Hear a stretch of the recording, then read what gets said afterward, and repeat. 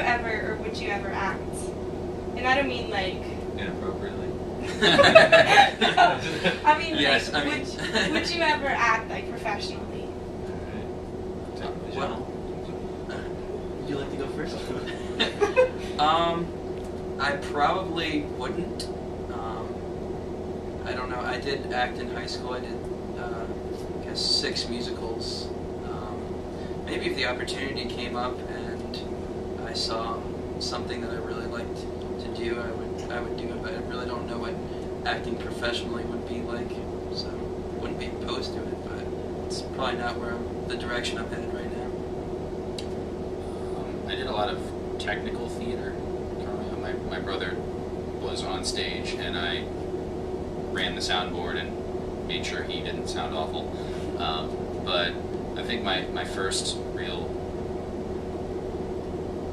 spotlight time has been with this group. I've been in like an ensemble, singing, or I mean a piano recital, playing in front of my friends and family. But as far as being on stage or talking to a large group, this has to be probably the first time that I've ever done that, and it's all been sort of a work in progress for all of us getting comfortable with that, because it's, I mean, trial by fire when we first got on board was, oh, here's 1,000 people in front of you. You just flew in, talked to them, and told them about yourself. So I guess I've never really thought about acting or being a character, but I don't think I'd be opposed to it. It's not really something I've ever really thought about. In high school, I did like all the musicals and the plays. Mostly I did the plays because, it was like the acting experience to get the better parts of the musicals, to be able to sing better songs in the musicals. Like that was the idea. But, and I actually would have loved to pursue some of that in college, but our college stopped offering musicals because they conflicted with the rehearsals for the choir, so that opportunity wasn't really there. Would I want to do it more in the future? Definitely not on like a professional level, like maybe like a community thing. My grandmother was an actress and acting coach for a really long time, so like I grew up with that a lot.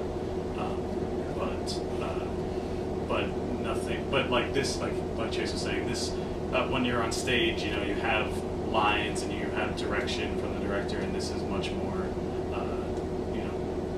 improv. What we're doing up there, it's much more just coming up with things ourselves as we're going. So it's a very different experience. I would have to say no. That I would not want to act, because from this ship, I think we were just talking about this today. I talked about it earlier too, but that I think I can understand from a celebrity point of view how they go nuts with crowds knowing you. And I'm not saying we're celebrities by any chance, but even in the small environment of 2,000 people on the ship, by the end, it's, there's a lot of people that are great to talk to and really nice, but there's always those people that come up to you. There was a lady today that very nice lady, but it was just sort of, it was just a little long-winded, and they tell you about their grandkids and how their grandkids are doing and what they're doing and it's just kind of, that's excellent, man. But but it's kind of from a celebrity point of view, I can understand how they go a little nuts, because it's just really nice sometimes just to not say hi to people or not have people know you. So I would say no on a professional scale for that reason. All right. So how do you pick songs for your set? Okay. Well, Between you two. There are 2 levels, I would say, to picking songs. There's picking songs for the sets, which we have a repertoire that we're picking from that repertoire, and that has to do with like making sure that we have enough faster songs in there so that people are enjoying themselves in the songs, and that we're not repeating songs too many times, so that people are hearing more of our repertoire as much as possible. I realize that people come to only certain sets, but we try to give as much of a variety as possible. But then there's our repertoire itself.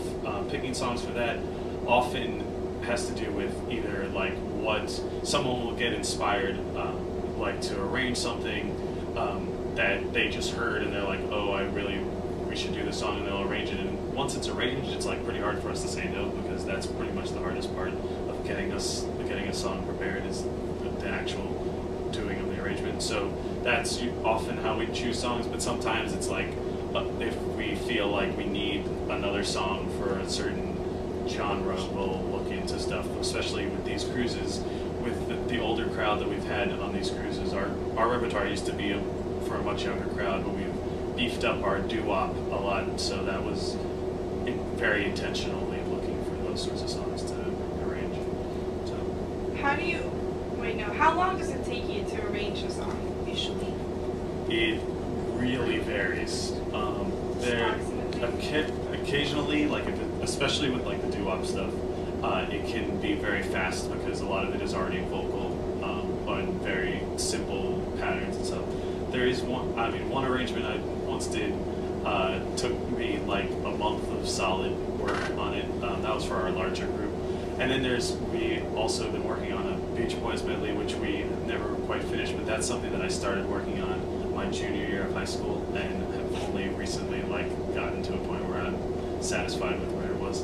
So it really, really varies. Like it's hard to. I can see that. Same for you. Just looking at it from an outside point of view, it helps if you're inspired. I know you go on binges. I won't see you for 3 days, and all of a sudden we have 5 new songs, or it's just like anything.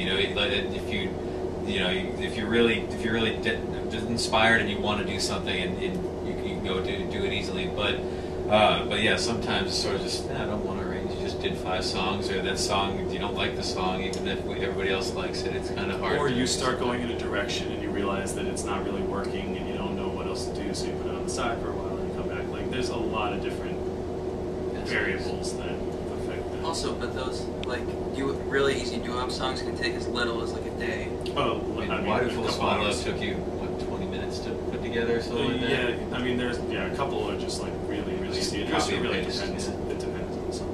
And once we know a song, actually, kind of follow up with that is that once we know a song, we usually learn it pretty easily.